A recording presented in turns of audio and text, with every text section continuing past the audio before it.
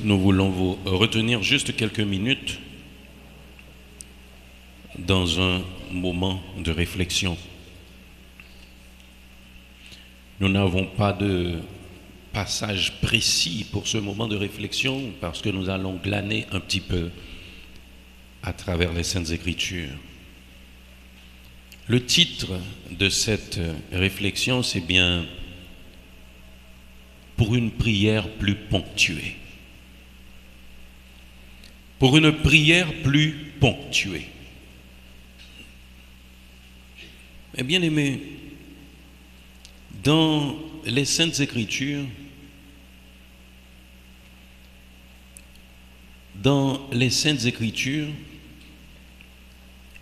nous rencontrons différents types de prières.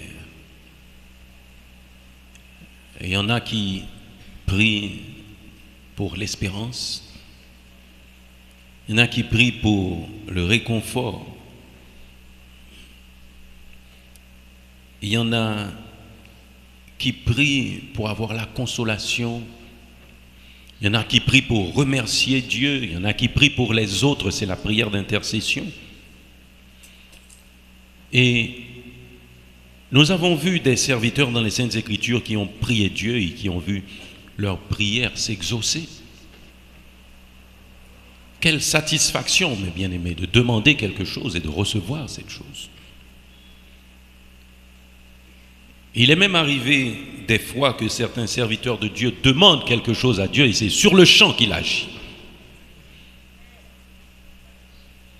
Sans retarder la réponse. Notre Dieu, il a son timing. Il sait ce qu'il peut attendre. Il sait ce qui ne peut pas attendre, et il sait aussi ce qui n'a pas besoin d'être résolu. C'est la raison pour laquelle certaines fois, après nos prières, nous tombons sur un non de Dieu, une réponse négative. Mais nos prières, mes bien-aimés, nous revenons à notre réflexion, doivent être ponctuées. Et quand je dis ponctuées, je ne parle pas des points, des virgules, des 3 points de suspension, des exclamations. Parce que la ponctuation ne se lit pas dans un texte. Est-ce que quand vous lisez, vous dites point après chaque phrase? Est-ce qu'au milieu de chaque phrase, vous dites virgule? Non. Cependant, les ponctuations existent dans la prière. Et c'est bien sûr cette ponctuation qui donne un sens à la phrase. Une phrase sans ponctuation ne peut pas être comprise. On ne sait pas quand faire descendre le ton de la voix. Après un point, on ferme la phrase avec le ton de sa voix. Après une virgule, la voix reste en haut pour marquer la continuité dans la phrase. Et après 3 points de suspension, il y a une pause. Après 3 points suspensifs, il y a une pause, c'est ce que l'on appelle la ponctuation, mais la ponctuation ne se lit pas. Mais c'est ce qui donne son sens à la phrase. De même, on n'a pas besoin de dire certaines choses à Dieu, mais ces choses doivent se trouver dans nos prières aussi. Et c'est la raison pour laquelle ce matin, le titre de notre réflexion, c'est bien « Pour une prière plus ponctuée ». Et les ponctuations dans la prière, ce sont ces choses qui doivent se trouver dans notre vie pratique que nous ne sommes pas obligés de dire quand nous parlons à Dieu. Et nous avons retenu plusieurs attitudes, plusieurs signes de ponctuation pour nos prières, mes bien-aimés. La première, c'est la reconnaissance. Dans le psaume 72, le psalmiste a écrit au verset 18 et 19 « Béni soit l'Éternel Dieu, le Dieu d'Israël qui seul fait des prodiges. Béni soit à jamais son nom glorieux, que toute la terre soit remplie de sa gloire. Amen. Amen. » la reconnaissance. Certaines versions de français courantes nous disent merci à l'Éternel parce qu'il fait des prodiges. C'est là l'expression de la reconnaissance. Béni soit Dieu, merci au Dieu. C'est l'expression verbale de la reconnaissance. Et la reconnaissance, mes bien-aimés, c'est le fait d'avoir une attitude qui montre qu'on se souvient d'un bienfait reçu. Ça s'exprime par des mots, ça s'exprime par des actions, ça s'exprime aussi par un mode de vie. Et quand on est reconnaissant, même en tant qu'être humain, quand quelqu'un nous manifeste la reconnaissance, nous avons toujours une prédisposition naturelle à aider une fois de plus cette personne. En tant qu'être humain, vous pouvez bien le ressentir, ce que je dis. Quand vous faites quelque chose pour quelqu'un et la personne ne néglige pas de vous remercier, est-ce que vous êtes lassé d'aider cette personne? Non. Parce que vous sentez la reconnaissance dans son cœur, sans bien sûr rentrer cette personne dans une lassitude. Mais quand quelqu'un ne remercie pas, cette personne d'abord est gênée de revenir vous demander, et vous aussi, quand cette personne revient, vous vous rappelez que la dernière fois vous n'étiez pas remercié, il n'y avait pas de reconnaissance. Des fois vous agissez favorablement mais avec hésitation. Il en est de même pour Dieu, mes bien-aimés. Quand nous sommes reconnaissants envers lui, il agit pour nous. Notre prière doit être ponctuée de reconnaissance. Et c'est pourquoi dans la prière du psalmiste, nous avons retenu « Béni soit l'Éternel Dieu, le Dieu d'Israël qui seul fait des prodiges. Béni soit à jamais son nom glorieux, que toute la terre soit remplie de sa gloire. Amen, amen. » C'est une prière de reconnaissance. Nous avons aussi retenu l'humilité. Dans Luc, au chapitre 18,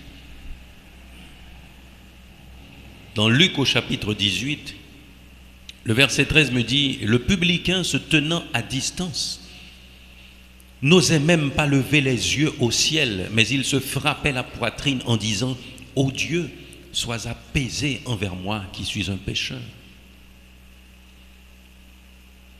Ô Dieu, sois apaisé envers moi qui suis un pécheur. Remarquez, les mots, les attitudes précises ne ressortent pas dans les prières. David vient de remercier pour les prodiges de Dieu, mais il n'a pas dit à Dieu « Je suis reconnaissant ». Ce publicain qui se trouvait en train de prier n'a pas dit à Dieu « Je suis humble ». Mais dans son attitude, l'humilité est sortie. Se tenant à distance, n'osait même pas lever les yeux au ciel.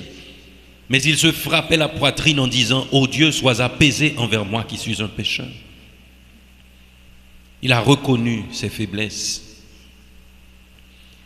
Il ne s'est pas regardé comme supérieur aux autres. Des fois, même dans nos pensées, quand nous prions Dieu, nous mettons nos œuvres en ligne de compte. Je vais demander ça à Dieu, il va le faire pour moi, je suis utile à son service. Je fais beaucoup de sacrifices pour le servir. Eh bien aimé, la prière doit être humble. Reconnaître ses faiblesses. Ne pas se regarder comme supérieur aux autres. Combien dans nos assemblées sont en train de se comparer aux autres pour se justifier, pour se laver la conscience? J'ai fait ce qui est mal aux yeux de Dieu, mais un tel a fait ce qui est pire. Je suis passable. L'examen est personnel en Dieu, mes bien-aimés, tout comme le salut est personnel. Notre prière doit être ponctuée d'humilité. Non pas quand nous disons que nous sommes humbles, mais dans notre attitude, nous devons l'être. Nous avons retenu aussi l'obéissance et l'amour. dans Néhémie, le chapitre 1er, je lis le verset 5.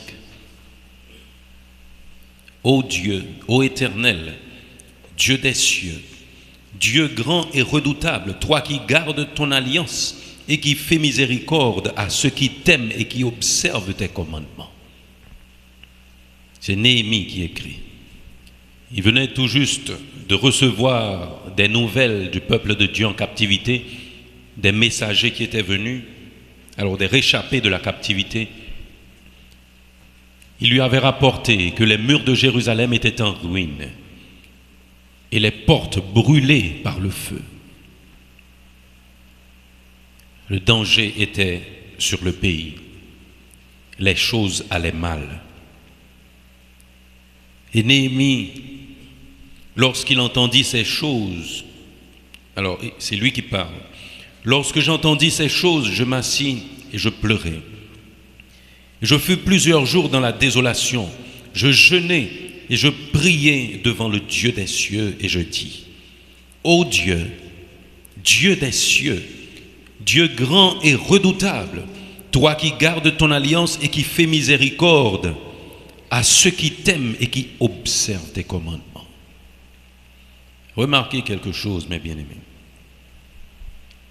Néhémie n'a pas dit à Dieu qu'il était obéissant et qu'il l'aimait, mais il a fait un petit rappel. Toi, le Dieu qui garde ton alliance et qui fait miséricorde à ceux qui t'aiment, ce sera à Dieu de juger si Néhémie était obéissant et s'il aimait Dieu. Il n'a pas dit à Dieu, je suis obéissant et je t'aime. Dieu peut le voir. Mais dans ses relations avec Dieu, il savait pertinemment que l'Éternel garde son alliance et il fait miséricorde à ceux qui l'aiment et qui obéissent. C'est ainsi qu'il a prié. Et nous devons voir aussi la liaison, c'est la raison pour laquelle nous avons pris ces deux ensemble, obéissance et amour. Le lien qui existe entre l'amour et l'obéissance. Celui qui aime l'autre évite de le décevoir. Vous savez que vous aimez quelqu'un et l'amour est réciproque. Cet amour est partagé. Vous avez le souci de ne pas décevoir celui ou celle qui vous aime. Eh bien, vous faites sa volonté, tout simplement. Et c'est là que Jésus avait dit aux disciples, vous êtes mes amis si vous faites ce que je vous commande. On ne peut pas avoir un ami et ne pas l'aimer, ça c'est une connaissance. Mais si on a un ami, on doit aimer son ami. Parce que les Saintes Écritures même nous disent que dans les circonstances difficiles, l'ami se montre un frère. Si on l'aime, on ne doit pas le décevoir. De même, celui qui dit aimer Dieu doit obéir à Dieu. Et c'est ce que Néhémie a soulevé dans sa prière. Et Dieu lui-même jugera s'il était obéissant et s'il a aimé Dieu.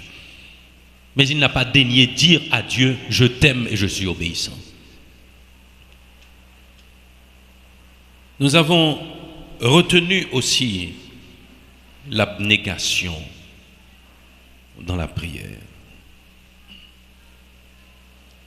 Matthieu 26, 39. Là, c'est Jésus qui priait. Nous avons retenu la prière de Jésus parce que nous nous rappelons que selon Colossiens chapitre 2, le verset 9, il était aussi homme. Ce passage nous dit, en lui habite corporellement toute la plénitude de la divinité. Cela veut dire qu'il avait un corps qui pouvait souffrir en tant qu'homme. Il n'était pas seulement esprit. Et il a prié en Matthieu 26, le verset 39, en disant Père, s'il est possible que cette coupe s'éloigne de moi, toutefois, non pas ce que je veux, mais ce que tu veux. Non pas ce que je veux, mais ce que tu veux. C'est le sacrifice volontaire de soi-même. C'est le sacrifice de son intérêt personnel. Dieu veut quelque chose pour vous. C'est sûr que vous voulez plein de choses pour vous aussi. Mais imaginez-vous, autant les cieux sont élevés au-dessus de la terre, les voies de Dieu sont élevées au-dessus de nos voies. A priori, nous savons ce que nous voulons, mais à plus forte raison, Dieu sait ce qui est bon pour nous. Mon Père, s'il est possible que cette coupe s'éloigne de moi, mais toutefois, non pas ce que je veux, mais ce que tu veux. Je ne sais pas si vous avez jamais rencontré un enfant, il vous demande quelque chose. Dans votre expérience, vous savez que cette chose n'est pas bonne pour l'enfant. Vous lui dites non. Il fait semblant d'être d'accord, il se déplace.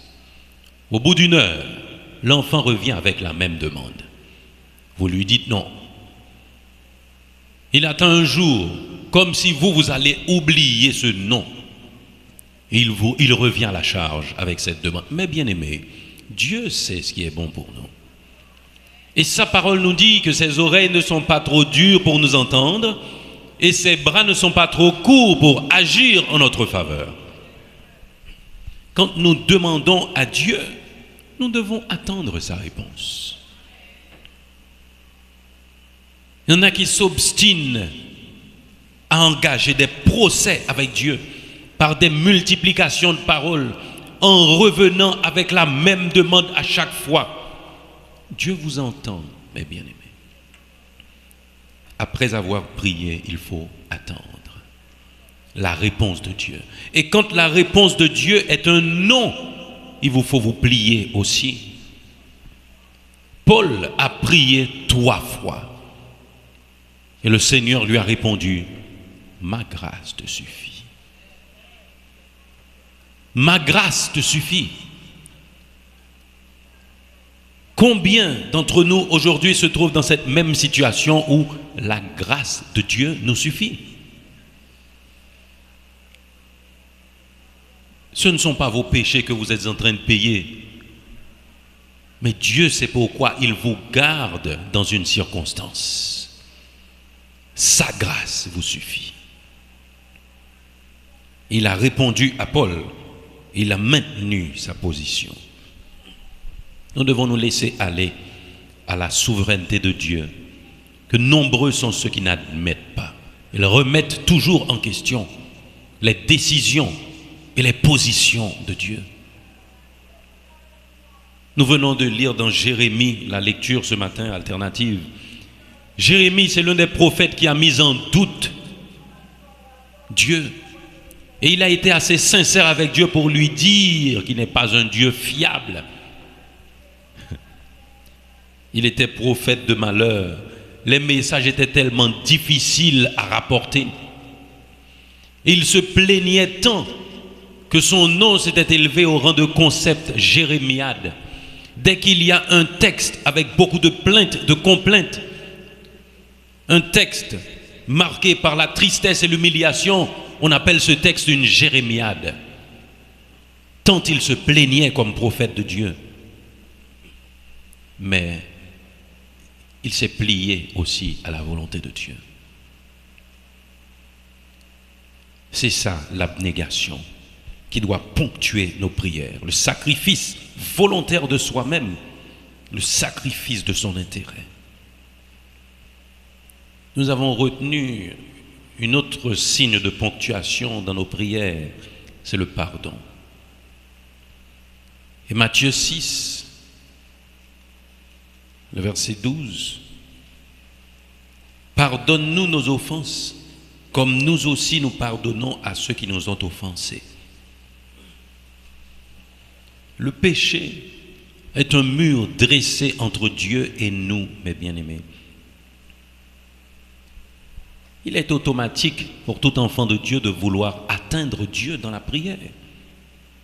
Mais ce mur que nous avons construit avec nos péchés, nous devons briser aussi ce mur pour que Dieu nous écoute. Et l'attitude en cette circonstance est encore le pardon. Parce que celui qui ne pardonne pas ne sera pas pardonné. Et il est bien précisé dans les Saintes Écritures. Si vous pardonnez aux hommes leurs offenses, votre Père Céleste vous pardonnera aussi, verset 14, Matthieu 6. Mais si vous ne pardonnez pas aux hommes, votre Père ne vous pardonnera pas non plus vos offenses.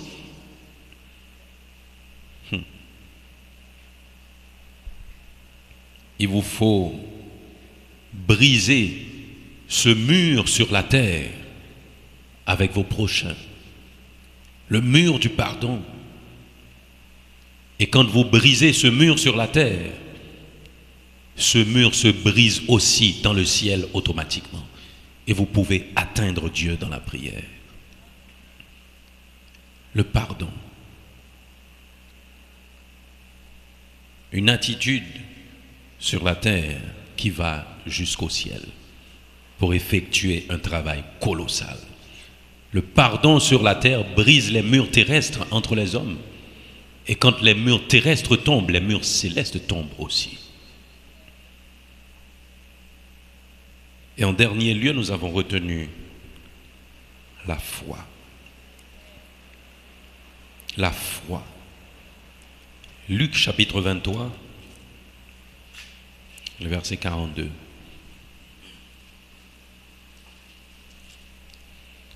Luc 23, 42. Et il dit à Jésus, souviens-toi de moi quand tu viendras dans ton règne. Souviens-toi de moi quand tu viendras dans ton règne. Jésus était attaché à la croix. Il était cloué à la croix. C'est le moment de plus grande faiblesse qu'il avait connu. Sa couronne d'épines sur son front, attaché entre deux brigands, dans l'humiliation parfaite à l'époque. Et puis, cet homme qui se trouvait sur la croix aussi, il a dit à Jésus, souviens-toi de moi quand tu viendras dans ton règne. N'est-ce pas la foi, mes bien-aimés? Il n'a pas dit si tu reviendras ou si tu peux revenir dans ton règne. Il a dit quand tu reviendras. Ça veut dire qu'il a cru. Il n'a pas dit au cas où tu reviendrais. Il n'y a pas eu de doute dans sa déclaration. Souviens-toi de moi quand tu reviendras dans ton règne. C'est un rendez-vous ponctuel. Et Jésus de lui dire, aujourd'hui même, tu seras avec moi dans le paradis. Il n'a pas pris le temps de dire à Jésus, je crois en toi. Je crois que tu es le Fils de Dieu. Je crois en ce que tu racontais, tu vas être ressuscité. Il ne lui a pas dit tout ça. Mais sa prière a été ponctuée de cette attitude, la foi. Souviens-toi de moi quand tu seras dans ton règne. Aujourd'hui même, tu seras avec moi dans le paradis. Mes bien-aimés, nous prions pratiquement tous les jours. Mais avons-nous dans nos prières les ponctuations qu'il faut? Avons-nous dans nos prières les ponctuations qu'il faut? Et je vous dis, mes bien-aimés, tout comme une phrase est dépourvue de sens quand elle n'est pas ponctuée, nos prières aussi sont dépourvues de sens quand elles ne sont pas ponctuées. Il y a des attitudes qui marchent avec la prière. Nous avons souvent entendu des gens se dire, bon Dieu, c'est celle qui baille sans le pas demander. Mensonge. Il demande toujours. Mais certaines fois, on prend la partie qui nous intéresse, on laisse l'autre partie. Notre Dieu est le Dieu des alliances, mes bien-aimés. Et l'alliance, j'ai ma part, tu as ta part. Si tu ne fais pas ta part, tu ne peux pas m'exiger de faire ma part. C'est ça l'alliance. Et c'est ainsi la vie avec Dieu, mes bien-aimés. Il ne suffit pas de toujours nous adresser à Dieu dans la prière. Il ne suffit pas de toujours parler à Dieu. Mais nous avons de quoi donner un sens à nos prières devant la face de Dieu. Et c'est là que nous allons être exaucés. C'est là qu'il va répondre favorablement à nos prières, si nous demandons selon sa volonté, bien sûr. Parce que nous pouvons quand même manquer de sagesse dans nos demandes avec et auprès de Dieu. Et nous le disons très souvent. Quand nous disons au Seigneur, ne nous induis pas en tentation, nous demandons à Dieu de ne pas nous donner ce qui peut nous éloigner de lui. Nous devons ponctuer nos prières, mes bien-aimés. Et en guise de conclusion à cette méditation, nous allons lire ensemble. Je vous prie de trouver Ésaïe 58. Ésaïe 58, nous allons lire à partir du verset 3. Et je vous saurai gré de respecter les signes de ponctuation de cette lecture pour qu'elle soit bien exhaustive. Ésaïe 58, vous l'avez trouvé? À partir du verset 3, allons-y. Que nous sert de jeûner si tu ne le vois pas, de mortifier notre âme si tu n'y as point égard? Voici le jour de votre jeûne, vous vous livrez à vos penchants et vous traitez durement tous vos mercenaires. Voici, vous jeûnez pour disputer et vous querellez, pour frapper méchamment du poing. Vous ne jeûnez pas comme le veut ce jour, pour que votre voix soit entendue en haut. Est-ce là le jeûne auquel je prends plaisir? Un jour où l'homme humilie son âme, courber la tête comme un jonc et se coucher sur le sac et la cendre. Est-ce là ce que tu appelleras un jeûne, un jour agréable à l'Éternel? Voici le jeûne auquel je prends plaisir. Détache les chaînes de la méchanceté, dénoue les liens de la servitude, renvoie libres les opprimés et que l'on rompe toute espèce de joug. Partage ton pain avec celui qui a faim et fais entrer dans ta maison les malheureux sans asile. Si tu vois un homme nu, couvre-le et ne te détourne pas de ton semblable. Alors ta lumière poindra comme l'aurore et ta guérison germera promptement. Ta justice marchera devant toi et la gloire de l'Éternel t'accompagnera. Alors tu appelleras et l'Éternel répondra. Tu crieras et il dira, me voici. Si tu éloignes du milieu de toi le joug, les gestes menaçants et les discours injurieux, si tu donnes ta propre subsistance à celui qui a faim, si tu rassasies l'âme indigente, ta lumière se lèvera sur l'obscurité et tes ténèbres seront comme le midi. L'Éternel sera toujours ton guide. Il rassasiera ton âme dans les lieux arides et il redonnera de la vigueur à tes membres. Tu seras comme un jardin arrosé, comme une source dont les eaux ne tarissent pas. Les tiens rebâtiront sur d'anciennes ruines. Tu relèveras des fondements antiques. On t'appellera réparateur des brèches, celui qui restaure les chemins.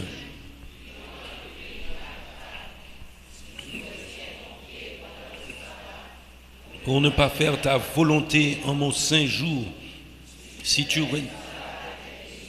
pour sanctifier l'Éternel en le glorifiant, et si tu l'honores en ne suivant point tes voies, en ne te livrant pas à tes penchants et à de vains discours, alors tu mettras ton plaisir en l'Éternel et je te ferai monter sur les hauteurs du pays.